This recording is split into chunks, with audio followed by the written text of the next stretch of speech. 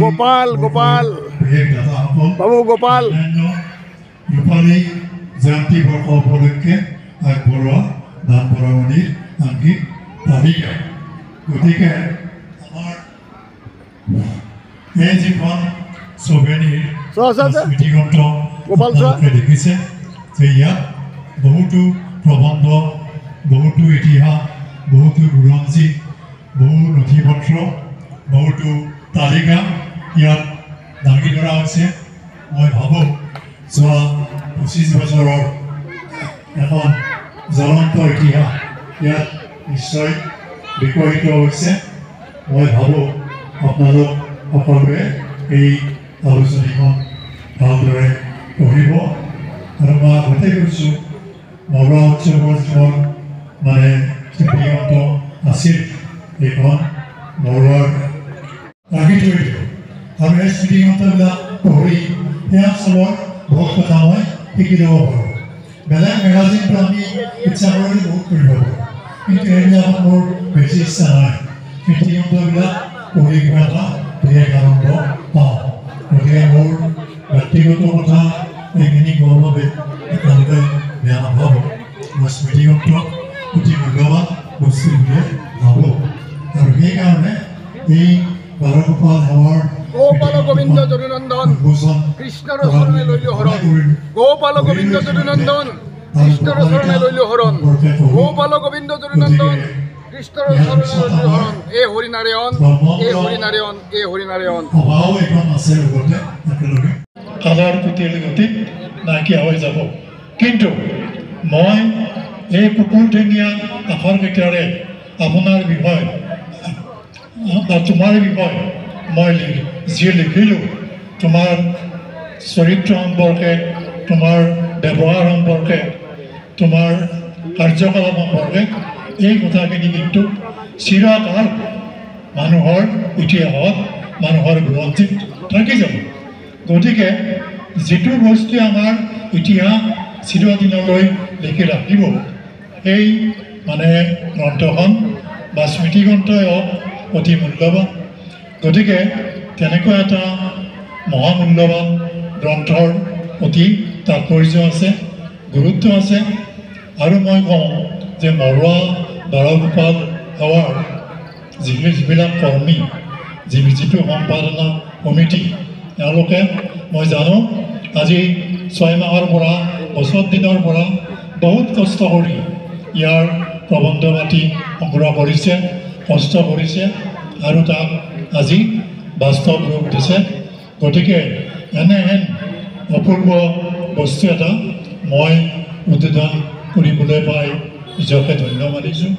আৰু এইটো মই উদ্বোধন কৰিবৰ কাৰণে মই আগবাঢ়িছোঁ।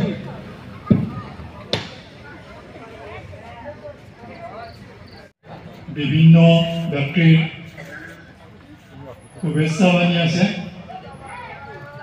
প্ৰথমে আছে ডক্টৰ বাবুল চন্দ্ৰ দাস, বৰপেটা সত্ৰৰ সত্ৰাধিকাৰ। তাৰপিছত আছে মাধৱদেৱ মহন্ত, মধুপুৰ সত্ৰৰ পৰা তেখেতে শুভেচ্ছা বাণী দিছে। তাৰপিছত সদৌ অসম ছাত্ৰ সন্থাৰ আছে। আমাৰ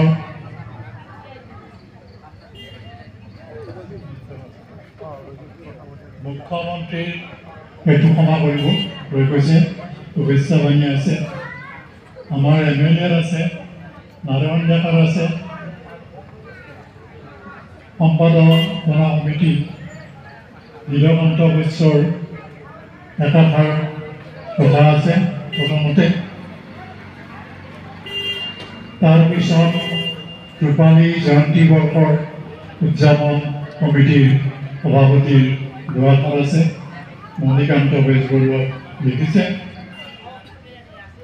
তাৰপিছত সম্পাদকীয় আছে, মুৰলী পদূলিকৰ আৱাৰে দুআষাৰ। সম্পাদক আছিলে থানেশ্বৰ বৈশ্য। মই জানো যে থানেশ্বৰ বৈশ্যই কপালৰ ঘাম মাটিত পেলাই এইখন কৰিছে। তেওঁক বহুতে সহায় কৰিছে। তাৰপিছত বিশেষ লেখা আছে অংকীয়া নাটক সংস্কৃত ভাষাৰ প্ৰয়োগ ডক্টৰ বাবুল চন্দ্ৰ দাসৰ।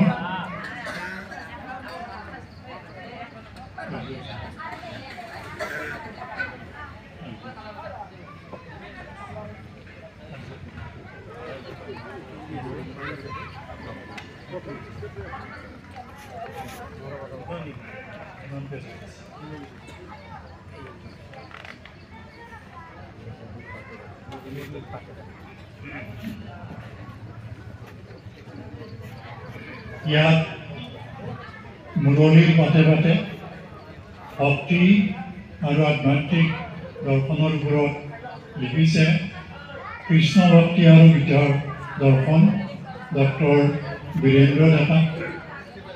স্বামী বিবেকানন্দৰ দৃষ্টিত গৌতম বুদ্ধ আৰু তেওঁৰ ধৰ্ম ডক্টৰ ধনেশ্বৰ বৈশ্য। আনুষ্ঠানিক ধৰ্ম আৰু মানৱতাবাদ ডক্টৰ বীৰেন বেজবৰুৱা। আজিৰ ধৰ্মালোচনী সভা, গতিকে ধৰ্মৰ বিষয়ে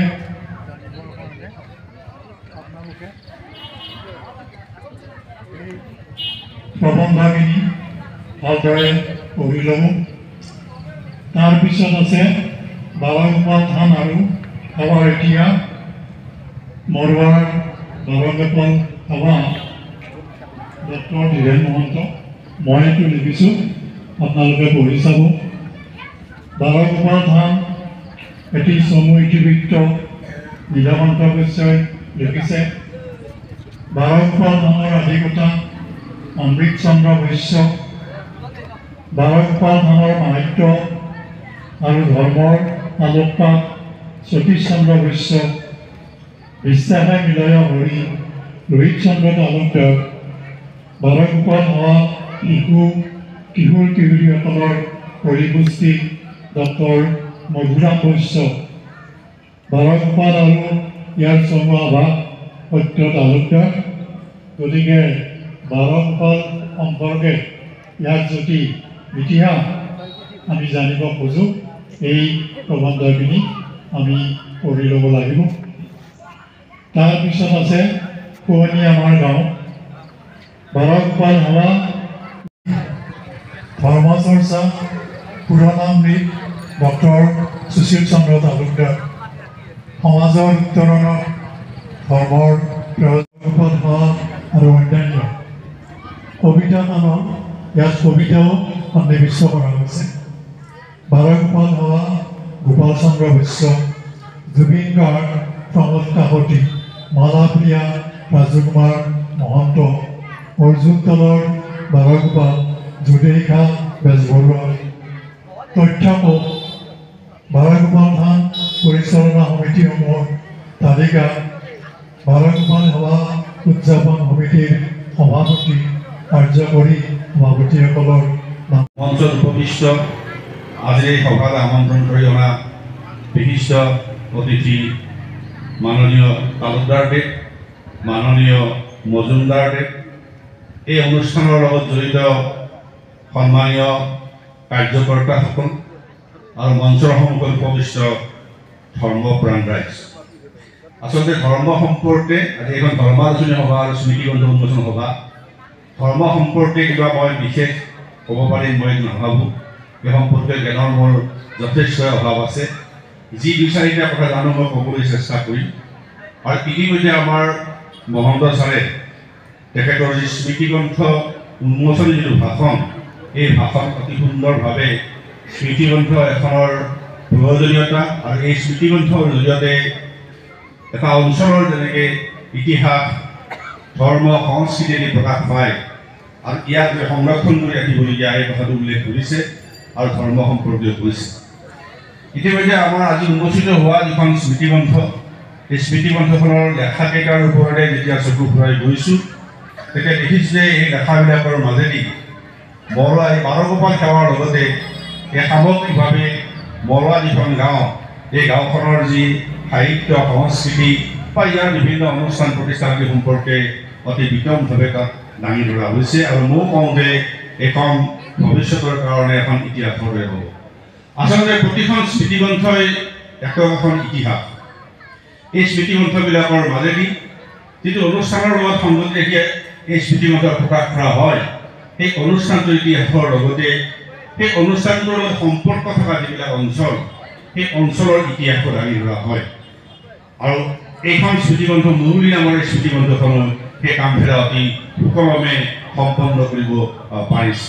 গতিকে নিশ্চিতভাৱে এইখন এখন সাঁচি ৰাখিবলগীয়া, সকলোৰে লগত ৰাখিবলগীয়া এখন স্মৃতি। ধৰ্ম সম্পৰ্কেও ইতিমধ্যে মহন্ত ছাৰে দুই এষাৰ কথা কৈছে। এই ধৰ্মৰ উদ্দেশ্য হৈছে সমাজখন ধৰি ৰখা। সমাজখন আমি কেনেকৈ ধৰি ৰাখিম? সমাজখন ধৰি ৰাখিবৰ কাৰণে বিশ্বৰ প্ৰতিটো তেখেতক আৰু এটা কথা কৈছে যে ৰাতিপুৱা এটা সুবাদ এটা আমি পাইছোঁ। ৰাতিপুৱা আমাৰ বৰপেটা সত্ৰৰ বুঢ়া সত্ৰীয়া ডক্টৰ বাবুল চন্দ্ৰ দাসো আহিছিল। তেখেতো আমাৰ ইয়াৰ পৰিৱেশবিলাক উৎসৱৰ খলাৰ পৰাই তেখেতে আহি পদব্ৰজে আহি যিখিনি কথা বৰ বেছি কথা ক'ব নাযাওঁ, যিহেতু ধৰ্মৰ ওপৰত আমাৰ বিশেষ জ্ঞান নাই। তথাপিও মই আৰু 2-4টা কথা ক'ম। যে ধৰ্মৰ পিতৃ আমি জ্ঞান, এই থানখনৰ মাহাত্ম্য বা এই থানখনৰ যিটো অৱদান এই অঞ্চলত, এক বৃহত্তৰ অঞ্চলত জাতি ধৰ্ম নিৰ্বিশেষে কিমান মানুহ আহিছে বা কিমান মানুহে দিনত, আজিৰ দিনতে আপোনালোকে দেখিছে কিমানে সেৱা লৈছে। গতিকে ইয়াৰ এটা নিশ্চয় ঐশ্বৰিক গুণ আছে, শক্তি আছে। আৰু সেই ঐশ্বৰিক গুণ বা শক্তিক লৈ বাৰংকল থান সদায় জিলিকি থাকিব। ইয়াতকৈ আকৌ নতুন প্ৰজন্ম আকৌ জিলিকাই দিব। মই তেনেকৈ আশা কৰিছোঁ যে ধৰ্মৰ কথা আমি গভীৰ জ্ঞানলৈ নাযাওঁ বা যাবও নোৱাৰোঁ, তেনেকুৱা অধ্যয়নো নাই। কিন্তু আমাৰ যিখিনি বাস্তৱ কথা, এই বাস্তৱ কথাখিনিৰ ওপৰত আমাৰ দেখি শুনি, ডাঙৰক দেখি বা তেনেকুৱা বিভিন্নজন ব্যক্তিৰ লগত আলোচনা কৰি যে আমাৰ তেনেকুৱা ধৰণৰ জ্ঞান কিছু হয়। গতিকে তেতিয়া ইতিমধ্যে আমাৰ বৈশ্য ডাঙৰীয়া বা তালুকদাৰ ছাৰে বা মহন্ত ছাৰে ইতিমধ্যে বহুখিনি কথা হৈ গৈছে। বৈশ্য ছাৰেতো অলপ বিশদভাৱে আলোচনা কৰিছে। গতিকে আমাৰ তেনেকুৱা বিশদভাৱে আলোচনা কৰাৰ আমাৰ ধৃষ্টতা নাই।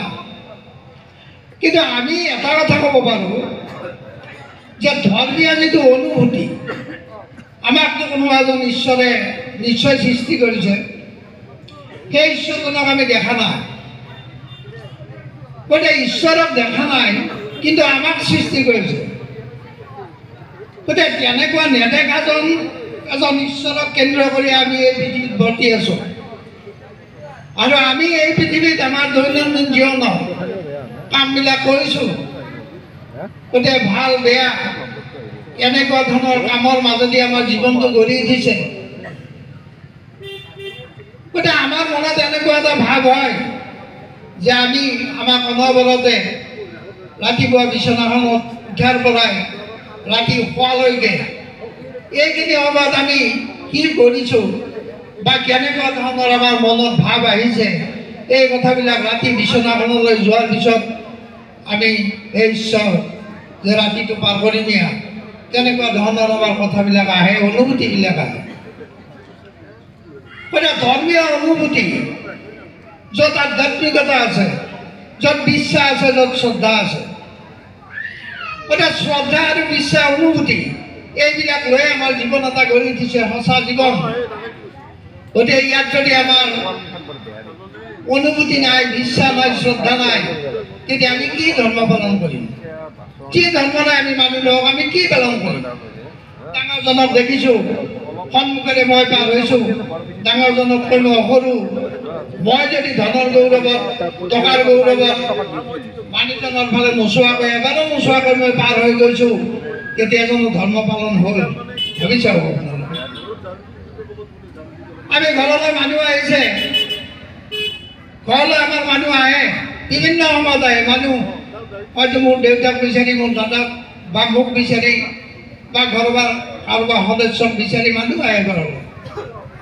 গতিকে মানুহ আহিলে ঘৰৰ পৰিয়ালৰ সদস্যবিলাকে যদি সেই মানুহজনক এবাৰো নুসুধে যে ক'ৰ পৰা আহিছে, কিয় আহিছে, যান্ত্ৰিক যুগ, মোবাইলটোৱে হাতত থাকে অনবৰত, মাক দেউতাক ল'ৰা ছোৱালী মোবাইলটোত ব্যস্ত থাকে।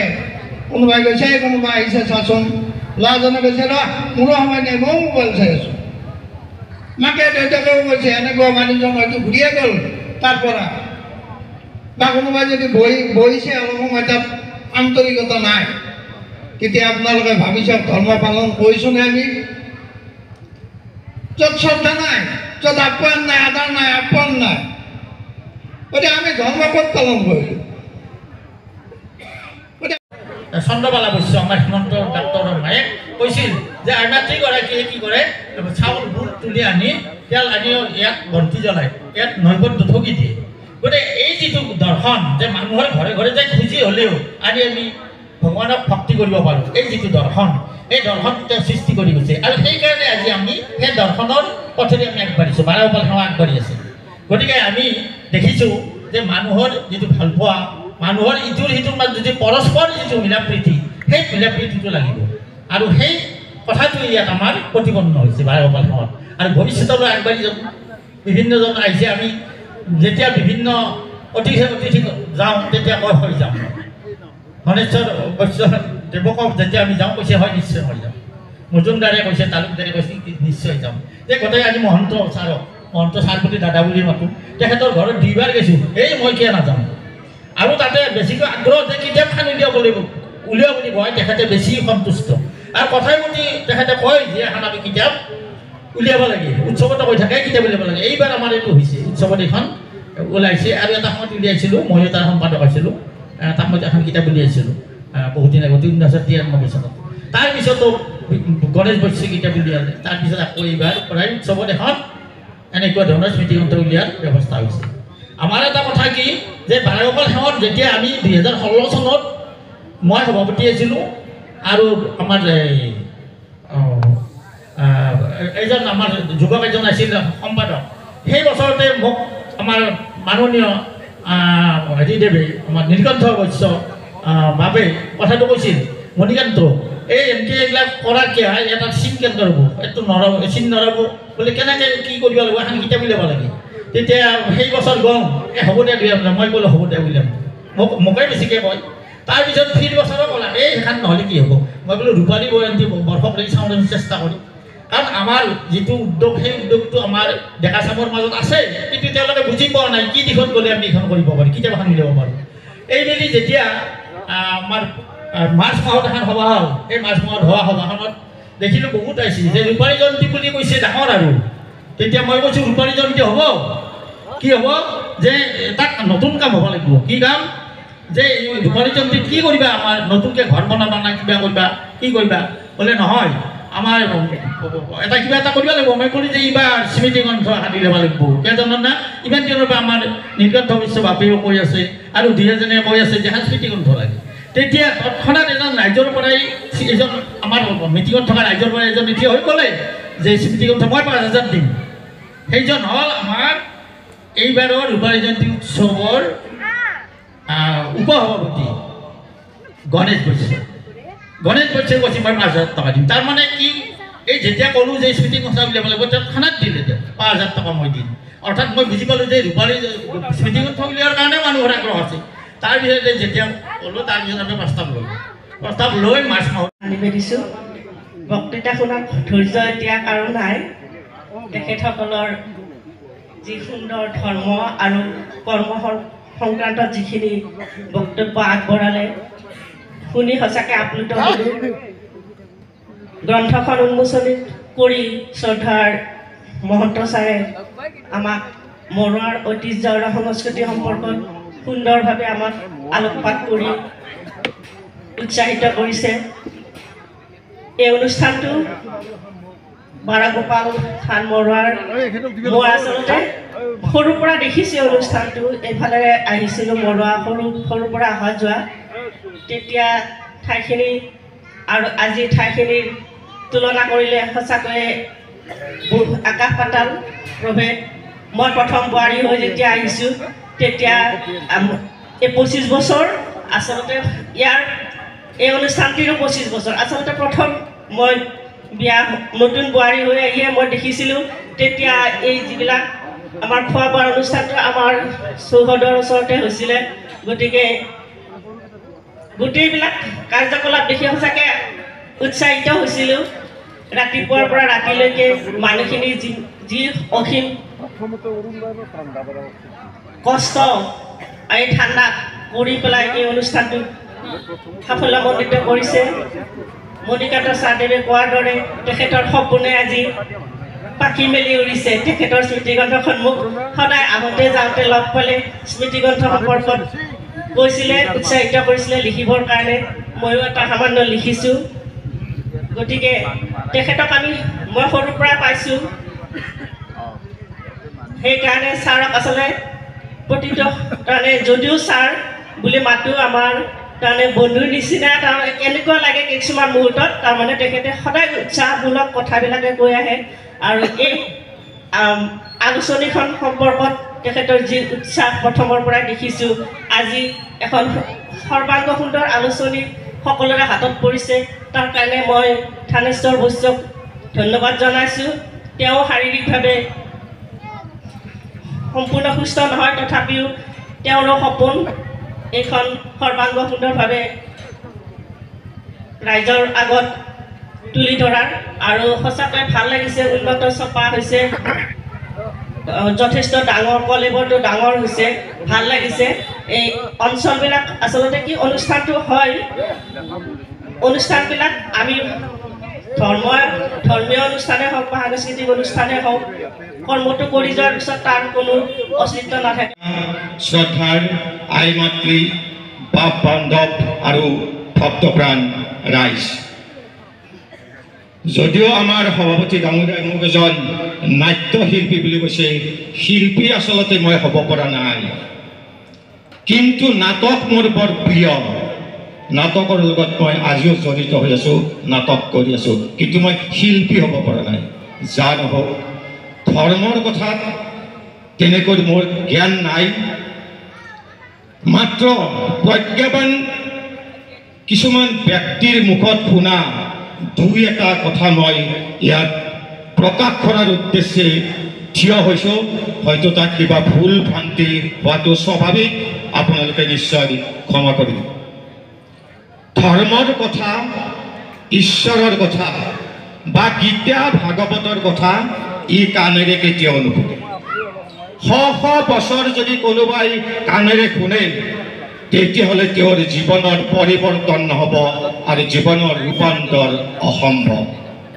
গতিকে ধৰ্মৰ কথা ঈশ্বৰৰ কথা বা গীতা ভাগৱতৰ কথা সদায় মনেৰে শুনিব লাগে আৰু মনেৰে শুনাৰ পিছত তাক মথন কৰিব লাগে আৰু তাৰ পিছত আমাৰ জীৱনত তাক ব্যৱহাৰ কৰিব লাগে তেতিয়া জীৱন ৰূপান্তৰ হ'ব আৰু ধৰ্মৰ ফল আমাৰ জীৱনত আহি পৰিব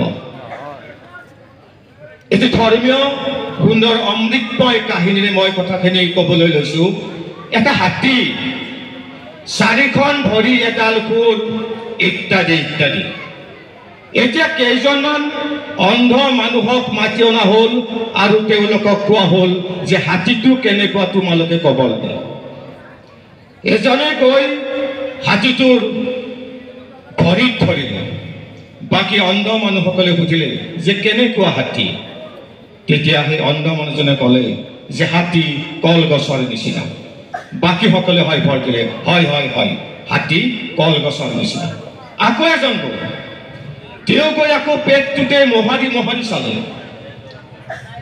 তেওঁ সোধা হ'ল যে কেনেকুৱা হাতী যে নহয় নহয় হাতী বেৰৰ নিচিনা আকৌ বাকী যিসকল অন্ধ মানুহ আছিল তেখেতসকলে ক'লে হয় হয় হয় হাতী বেৰৰ নিচিনা আকৌ এজন গ'ল তেওঁ গৈ আকৌ হাতীটোৰ দীঘল দাঁত ওলাই আছিল দাঁতটোত গৈ সাবুচ মাৰি ধৰিলে তেতিয়া তেওঁ সোধা হ'ল যে কেনেকুৱা হাতী তেওঁ ক'লে যে হাতী ডাঙৰ মূলাৰ নিচিনা বাকীসকলে সুধিলে হয়নে সঁচানে অঁ হয় হয় মই একেবাৰে চুই চাইছোঁ সত্য কথা হাতী ডাঙৰ মূলাৰ নিচিনা এতিয়া এজন চকু থকা মানুহক হাতীটোৰ বিৱৰণ দিবলৈ কোৱাত সেই চকু থকা মানুহজনে সুন্দৰভাৱে হাতীটোৰ এটা বিৱৰণ দিলে। অৰ্থাৎ এজন ধৰ্মজ্ঞ লোকৰ মানুহৰ কাৰণেহে ধৰ্মৰ পৰিচয় শুদ্ধ আৰু সত্য দিব পাৰিব। প্ৰমুখ্যে আজিৰ সভাত উপবিষ্ট সভাৰ লগত সংগতি ৰাখি আমি যিখন স্মৃতিগ্ৰন্থ উন্মোচন কৰিছিলোঁ, স্মৃতিগ্ৰন্থৰ উন্মোচক মাননীয় ডক্টৰ ধীৰেন্দ্ৰ কুমাৰ মহন্তদেৱ, আমি বিশিষ্ট অতিথি হিচাপে আমন্ত্ৰণ কৰি আনিছিলোঁ মাননীয় ডক্টৰ ধনেশ্বৰ বৈশ্যদেৱক, সন্মানীয় অতিথি হিচাপে আমন্ত্ৰণ কৰিছিলোঁ ডক্টৰ মধুৰাম বৈশ্য, মাননীয় শ্ৰীযুত লোহিত চন্দ্ৰ তালুকদাৰ ছাৰ, মাননীয় শ্ৰীযুত অসীম মজুমদাৰ ছাৰ, আটাইকেইজন বিশিষ্ট অতিথি, সন্মানীয় অতিথি, স্মৃতিগ্ৰন্থ উন্মোচক আটাইয়ে এই ৰূপালী জয়ন্তী বৰ্ষৰ এই গৌৰৱময় সন্ধিয়া আমাক উপহাৰ দিয়াৰ বাবে উপহাৰ দি এই সভাখন সাফল্যমণ্ডিত কৰি তুলিলে। এই চেগতে আমি সমিতি উদযাপন সমিতিৰ তৰফৰ পৰা আটাইকেইজনকে ধন্যবাদ জ্ঞাপন কৰিছোঁ। আৰু লগতে এই সভাখন অলংকৃত কৰা সমূহ ধৰ্মপ্ৰাণ ৰাইজলৈ আমাৰ উদযাপন সমিতিৰ পৰা ধন্যবাদ জ্ঞাপন কৰিছোঁ। এইখিনিয়ে আজিৰ শলাগৰ শৰাই।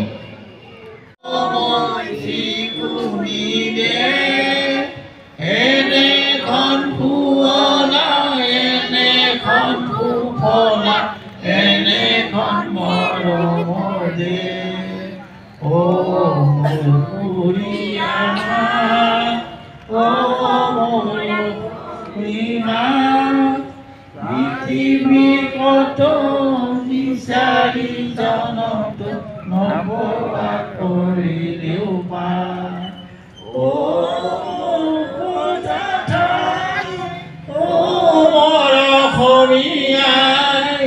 চাই লওঁ এবাৰ মুখনি তোমাৰ, এবাৰ মোৰ পলোৱা নাই। এতিয়া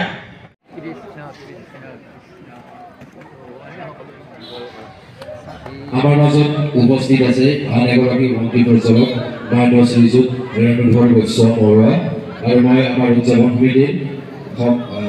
সমিতিৰ আলোচনাৰ বিষয়ববীয়া অৰুণ বৈশ্যক মই তেখেতলোক ফুলাম গামোচা আৰু এটি জাপিৰে সন্মান যাচিবৰ বাবে আহ্বান জনাইছোঁ।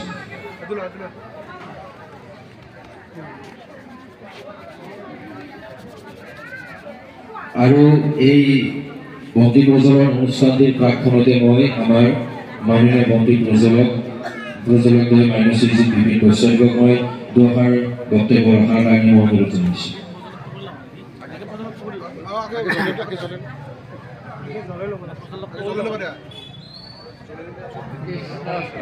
কৃষ্ণ হে প্ৰভু দেৱন, এই বাৰগোপাল মন্দিৰৰ সন্মুখত বন্তি প্ৰদান কৰিবলৈ মই আগবাঢ়িছোঁ। আপুনি মোক সহায় কৰক আৰু এই বাৰগোপাল মন্দিৰৰ কৰ্মকৰ্তাসকললৈ মই শ্ৰদ্ধা আমি জানো ধৰ্মই মানুহক জ্ঞান দিয়ে, ধৰ্মই মানুহক জীয়াই ৰাখে, কিন্তু এই ধৰ্ম আমাৰ মাজত আজি বিলুপ্ত হ'বলৈ ওলাইছে।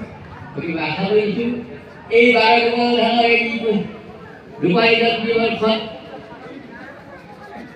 চলি আছে, আৰু মই আশা কৰিছোঁ এই ৰূপালী বৰ্ষ নহয়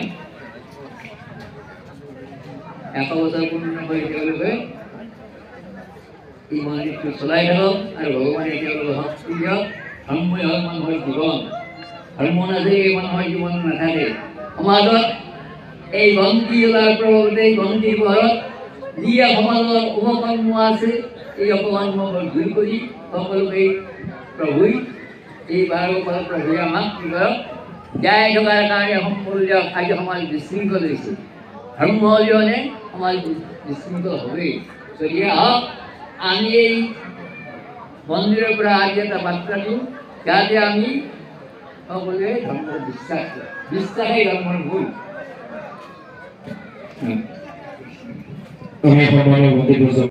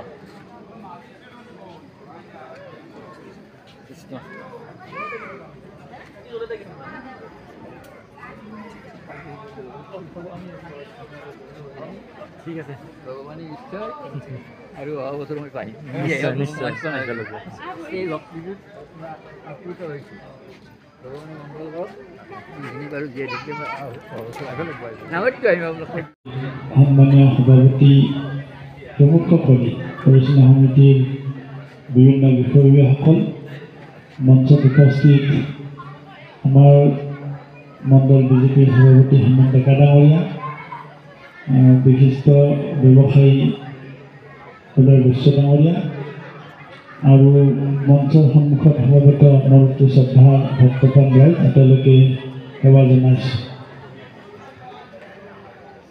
বৰুৱা বাৰগোপাল যিটো যজ্ঞ বা সেৱা এই সেৱা আৰম্ভ কৰা আজি প্ৰায় আজি 25 বছৰ সম্পূৰ্ণ হয় 24 বছৰ সম্পূৰ্ণ হৈ 25 বছৰ সোমালে আৰু একদম চালকীয় অৱস্থাৰ পৰা আহি এটা বৃহৎ অনুষ্ঠানলৈকে ৰূপান্তৰ হ'ল।